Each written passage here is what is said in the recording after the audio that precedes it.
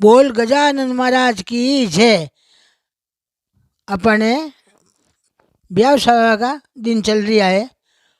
शुभ घड़ी शुभ मुहूर्त भगवान रे राजी खुशी बच्चा बच्ची कमारा जगह पढ़नी जो और रिद्धि सीधी घर में आओ, इसे भंडार भरो, गणेश भगवान की कृपा हो। तो अपन यहाँ ने के अपन सौ निकल जावे, वे मंग सौ निकल गो जन कहीं करनो पहली 5 चीज मुलानी। कहीं मुलानी पहली जो मुलानो गणेश भगवान रो पानो, गणेश भगवान रो पानो। पानो कहीं आप माया बेटा चेपानी वो पानो गणेश नारियल मुलानो, ચોટિયાળો નારિયેળ બહુ ગોટો નહીં, ચોટિયાળું નારિયેળ.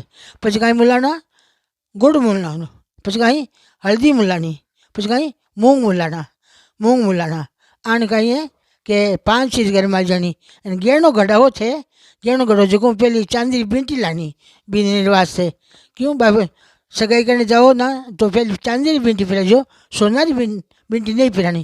पहले चांदी फिराए फिर सोनारी फिरावनी। रूपो रूपो वे बहू, रूपो मतलब अपन घर में बहू अपन रूप जई आई तो बहू नहीं आ बातों से ध्यान राखीजो। ए बात आप सवार दिन है तो जरूर जरूर करजो।